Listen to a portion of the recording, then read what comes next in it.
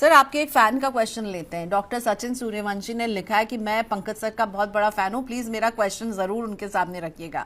तो सचिन जी पूछ रहे हैं कि इनको नई सिप शुरू करनी है 40,000 रुपए की अपने 10 साल की बिटिया के एजुकेशन के गोल के लिए। होराइजन है 12 साल का और कह रहे हैं कि मैं DSP multi asset allocation fund एक ही फंड लूंगा और वो होगा ये डीएसपी का मल्टी एसेट एलोकेशन फंड 40,000 की सिप। क्या ये स्ट्रैटेजी ठीक है? 12 साल का नजरिया है डॉक्टर साहब का। पहली बात तो सचिन जी को नमस्कार और धन्यवाद बहुत बहुत आपका, आपके प्यार के लिए। दूसरी बात यह है कि आपने कहा 40,000 की एसआईपी करनी और एक ही स्कीम में, मैं कहूंगा कि नहीं, ऐसा मत कीजिए। अगेन जैसे मैंने पहले ही बोला था अभी कि कई बार बहुत सारी चीजें होती हैं जिसकी वजह से रिटर्न्स नहीं आ पाते हैं, नुकसान होता हुआ दिखाई देता है।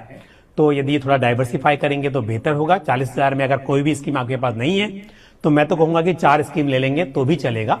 और उसमें हालांकि मल्टी कैप में आप जानते हैं कि यहाँ पर 25% इन ईच मार्केट सेगमेंट, यानी मिनिमम 25% लार्ज कैप में, मिनिमम 25% मिड कैप में, मिनिमम 25% स्मॉल कैप में रहना जरूरी होता है। पर देखा अक्सर ये जाता है कि लार्ज कैप में थोड़ा ज्यादा होता है और स्मॉल कैप और मिड कैप में 25% के आसपास रहता है। तो 50-40% आपको लार्ज कैप में ही दिखाई देता है।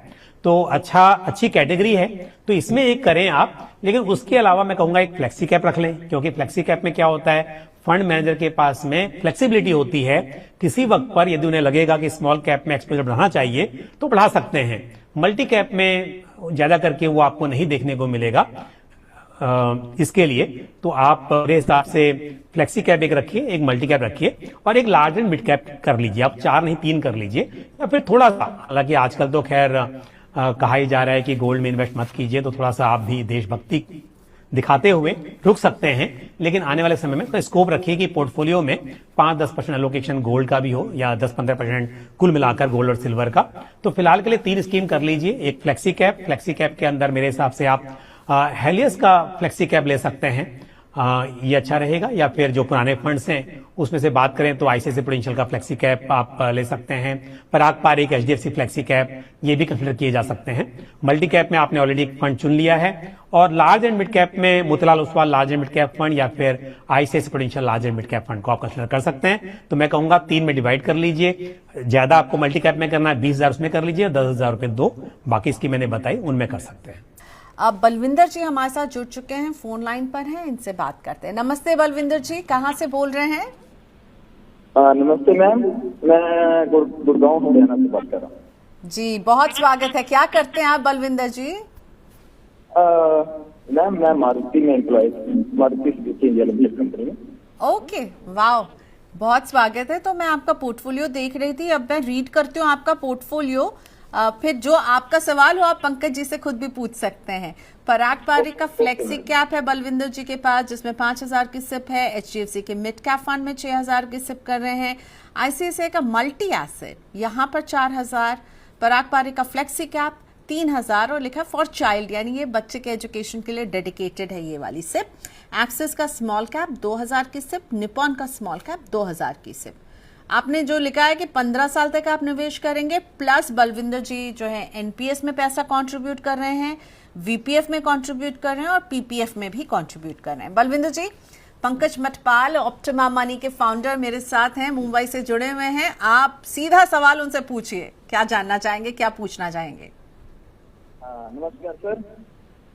नमस्कार सर, मेरा सवाल यही है कि ये जो फंड मैंने लिए हैं, क्या ये मैंने सही स्कीम सिलेक्ट की है? अगर इनमें कुछ बदलाव करना है प्लीज बताएं। और मैं इसमें 15 साल के लिए इन्वेस्ट करना चाहता हूं। हाँ जी। और जो एक मैंने पारिक फ्लेक्सी का फंड लिया हुआ है वो 3,000 की एसआईपी है, वो मैंने बच्चे के लिए, मेरा लड़का है वो 9 ईयर का है अभी तक। बिल्कुल, देखिए सभी फंड्स अच्छे हैं आपके पास में, फंड में कोई बदलाव की जरूरत नहीं है। लेकिन जैसे आपने अभी कहा खुद भी, पराग पारिक फ्लेक्सी कैप फंड आपने बच्चे के लिए लिया है और साथ में पराग पारिक फ्लेक्सी कैप 5,000 का अलग से भी है। अगर आप लॉन्ग टर्म की बात कर रहे हैं तो मेरे हिसाब से बच्चे के लिए फ्लेक्सी कैप की बजाय, अगर आप मार्केट को समझते हैं, उतार चढ़ाव का जो जोखिम होता है उसे समझते हैं, देखिए उतार चढ़ाव अलग चीज है और कैपिटल लॉस करना अलग चीज है। कई बार आप ऐसी जगह निवेश करते हैं जहां पर आपका पैसा डूब गया और वापस आने के चांसेस नहीं होते हैं। पर जब बात होती है उतार चढ़ाव की, तो मार्केट नीचे आता है फिर ऊपर भी आता है, तो उसे हम अलग तरह से देखते हैं। वो जोखिम वैसा नहीं है कि आपने एक कोई बॉन्ड लिया और बॉन्ड राइट ऑफ हो गया।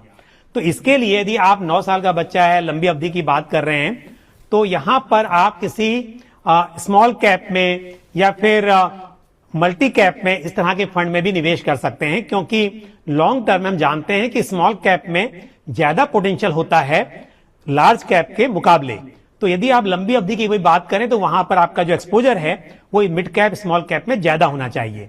जहां पर ऐसा लगता है कि भाई ज्यादा रिस्क नहीं लेना है, लार्ज कैप नहीं पर लार्ज कैप के मुकाबले थोड़ा मेरा पोर्टफोलियो ऐसा हो जहां पर उससे बेहतर परफॉर्मेंस देखी जा सके, वहां फ्लेक्सी कैप अच्छा होता है। तो ये पारंपरिक फ्लेक्सी कैप बहुत अच्छा है, पर मेरे हिसाब से बच्चे के लिए अगर लिया है आपने तो इसके बजाय आपको एक मल्टी कैप फंड लेना चाहिए, वो मेरे हिसाब से और अच्छा होगा लॉन्ग टर्म में। दूसरी बात यह है कि आपका जो निवेश मैं देख रहा हूं, देखिए आप म्यूचुअल फंड में जितना कर रहे हैं उसके साथ साथ उससे ज्यादा आप जो डेट कैटेगरी है, मतलब जैसे वीपीएफ हो गया या पीपीएफ में अलग से कर रहे हैं, प्लस आपका वॉलंटरी प्रोविडेंट फंड भी आप अलग से 20,000 रुपए कर रहे हैं। तो ये जो आपका निवेश है काफी ज्यादा हो रहा है। आपको लॉन्ग टर्म में यदि वेल्थ क्रिएट करनी है तो आपको थोड़ा सा इक्विटी की तरफ ज्यादा झुकाव रखना होगा, तो वो कोशिश कीजिए। ऐसा नहीं कह रहा हूं कि खराब है कुछ भी, पर अगर वेल्थ क्रिएट करनी है तो आपको थोड़ा सा ये जो म्यूचुअल फंड्स जो आपने लिए हैं इसमें निवेश बढ़ाइए, तो ज्यादा वेल्थ क्रिएट हो पाएगी। मतलब शॉर्ट टर्म में डेफिनेटली ऊपर नीचे आप देखेंगे कि मार्केट करेगा, स्कीम का आपका परफॉर्मेंस भी वैसी रहेगी, पर लॉन्ग टर्म में पैसा तभी बनेगा जब आपका इक्विटी में निवेश ज्यादा होगा। एक बात और भी यहां बता दूं मैं आपको कि जैसे आपने एनपीएस में निवेश किया हुआ है, एनपीएस में ये भी देख लीजिए कि अब क्योंकि आपको मालूम है आप 75% तक इक्विटी में एलोकेट कर सकते हैं। तो यदि लॉन्ग टर्म की बात कर रहे हैं तो इक्विटी का एलोकेशन जो है वो आपका 75% हो तो बेहतर होगा लॉन्ग टर्म के हिसाब से।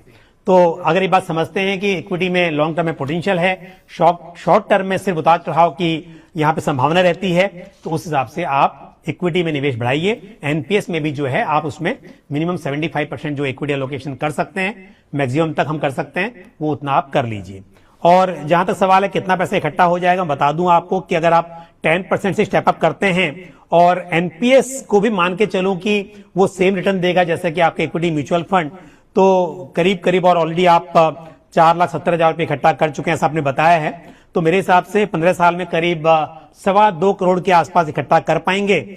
और जो वीपीएफ है, पीपीएफ है, 15 साल की आप बात करें तो करीब करीब वहां पर भी आप वीपीएफ से, बल्कि पीपीएफ में तो खैर हर साल कितना करेंगे वो नहीं पता है, पर वीपीएफ में हमने बोला है 20,000 रुपया, तो 70 लाख के आसपास वहां भी इकट्ठा हो सकता है आपका, यदि इंटरेस्ट रेट जो अभी है 8.25 उतना रहे।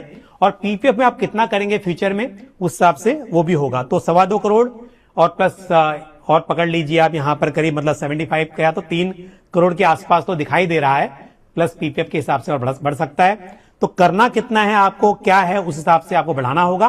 पर जो मैंने शुरुआत में कहा, इक्विटी में एक्सपोजर थोड़ा सा और आपको बढ़ाने की जरूरत है। एग्जिस्टिंग स्कीम में ही टॉप अप कर सकते हैं।